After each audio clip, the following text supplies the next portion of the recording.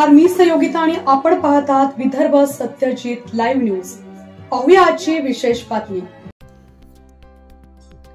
मातंग समाज बांधवांवर कधीही अन्याय होऊ देणार नाही, संजय रायमुलकर साहेब। मातंग समाज बांधवांच्या विविध समस्यांसाठी सुरू असलेलं उपोषण संजय रायमुलकर साहेब यांच्या हस्ते सुटले। मुख्य अधिकारी कापरे साहेब यांनी मागण्या पूर्ण करण्याचं दिलं लेखी आश्वासन। मातंग समाज बांधवांमध्ये संजय रायमुलकर साहेब यांच्याबद्दल विश्वासाचे व आनंदाचे वातावरण। आपण पाहत आहात विदर्भ सत्यजित लाईव्ह न्यूज। आमचे मुख्य संपादक उद्धव फंगाळ यांनी दिलेल्या माहितीनुसार मातंग समाज बांधवांवर मी आतापर्यंत कधीही अन्याय होऊ दिला नाही व भविष्यातही होऊ देणार नाही। मेहकर शहरासह मेहकर मतदारसंघात जेवढे मातंग समाज बांधव आहेत त्या समाज बांधवांसाठी मी नेहमी विकासात्मक कामे केलेली आहे। तर मेहकर येथे सुरू असलेलं उपोषण व मातंग समाज बांधवांनी त्या उपोषणात मांडलेल्या आपल्या मागण्या या सर्व योग्य व रास्त आहेत। त्यामुळे नगरपालिकेच्या अंतर्गत त्या मागण्या लवकरात लवकर पूर्ण करण्यात येतील असं सन्माननीय माजी आमदार संजय रायमुलकर साहेब यांनी सांगितले। 3 मार्चपासून मेहकर नगरपालिकेसमोर मातंग समाजातील विविध मागण्या व शहरातील इतर काही मातंग समाज बांधवांच्या मागण्या घेऊन मातंग समाज बांधवांच्या वतीनं उपोषण सुरू करण्यात आले होते। या उपोषण मंडपाला सन्माननीय माजी आमदार संजय रायमुलकर साहेब यांनी दुपारी 2 वाजता भेट दिली। त्यावेळी मुख्य अधिकारी कापरे साहेब व सर्व कर्मचाऱ्यांना मंडपात बोलावून घेतलं।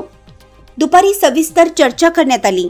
त्यानंतर मुख्य अधिकारी कापरे साहेब व कर्मचाऱ्यांनी ज्या मागण्या होत्या त्या ठिकाणी जाऊन प्रत्यक्ष पाहणी केली व मागण्या सोडवल्या जातील की नाही याची शहानिशा केली।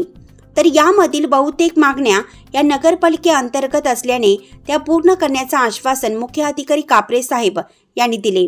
त्यामुळे सन्माननीय माजी आमदार संजय रायमुलकर साहेब हे पुन्हा संध्याकाळी 7 वाजता उपोषण मंडपात आले। त्यावेळी सर्वांना त्या ठिकाणी बोलावून घेतलं।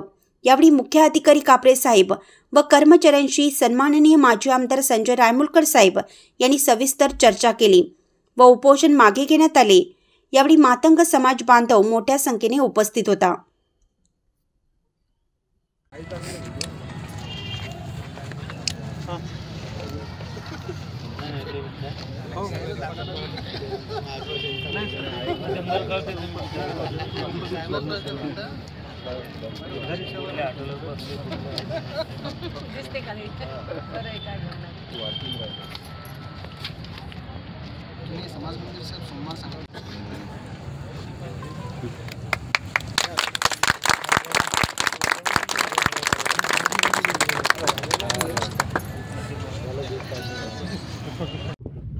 मेहकर शहरातील मातंग समाज बांधवांच्या वतीने 11 मागण्या घेऊन 3 मार्चपासून नगरपालिकेसमोर उपोषण सुरू होते। आज आपल्या हस्ते आणि मुख्याधिकारी यांच्याशी विचारविनिमय करून आपण ते प्रश्न मार्गी लावण्याचे सांगितले। उपोषण मागे घेण्यात आले आहे, काय सांगाल?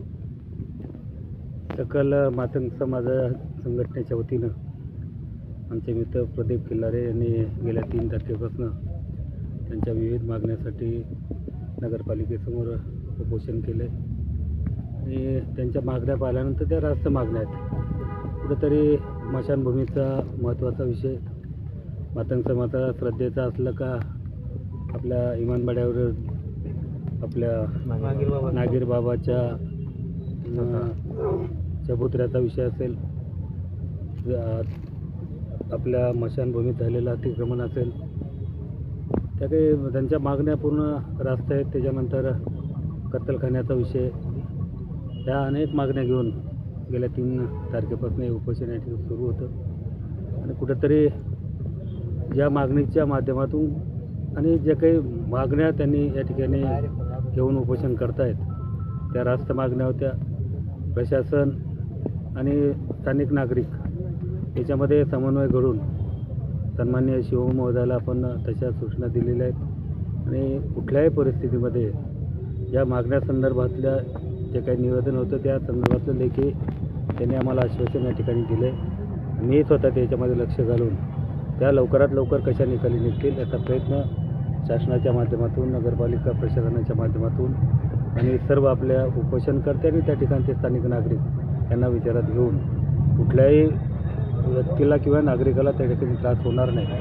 मग पाण्याचा विषय असेल, स्मशानभूमीचा विषय असेल, सांडपाण्याचा विषय असेल आणि रस्त्याचा विषय, या सर्व जिथं अशा पद्धतीने जे काही मागण्या होत्या त्या पूर्ण करण्याचा शिवसाहेबांनी या ठिकाणी शब्द दिलेला आहे आणि त्या करून घेण्याची जबाबदारी निश्चित लोकप्रिय म्हणून आम्ही निश्चित लवकर धजास लावू, मार्गी लावू. आणि मातंग समाजाची काही स्मशानभूमी आहे, आता थोड्याफार प्रमाणामध्ये तिथं कामं होत आहेत, पण भविष्यामध्ये ती स्वच्छ आणि सुंदर करण्याच्या दृष्टीनं परत त्याच्यावरती अधिक निधी आणण्याचं काम सरकारच्या माध्यमातून या ठिकाणी करू. आणि नगर विकास खातं आपल्याकडेच असल्यामुळं भविष्यामध्ये आता त्या स्मशानभूमीकडे मी स्वतः जातीनं लक्ष घालून त्या ठिकाणी निधी आणण्याचा प्रयत्न करणार आहे. आणि आज मी हेच विनंती प्रदीप केलारे यांना केली की आता 3 तारखेपासून आजपर्यंत उपोषण सुरू होतं. मागण्या सर्व यांनी पॉझिटिव्ह घेतलेल्या आहेत आणि आज विनंती करून त्यांना सांगितले की मागण्याचा विचार करून त्यांनी लेखी आपल्याला आश्वासन दिले, तरी विनंती केली आणि उपोषण मागणं घेण्यासाठीच्या त्यांना विनंती करून त्यांनी आज माझ्या शब्दाचा मान ठेवून उपोषण मागे घेतलं. त्याबद्दल मी त्यांना धन्यवाद देतो आणि निश्चित येणाऱ्या काळामध्ये त्यांच्या मागणीसंदर्भातचा पाठपुरावा वेळोवेळी करून त्या पूर्ण मागण्या पूर्णत्वास नेण्याचा प्रयत्न निश्चित मी करेन.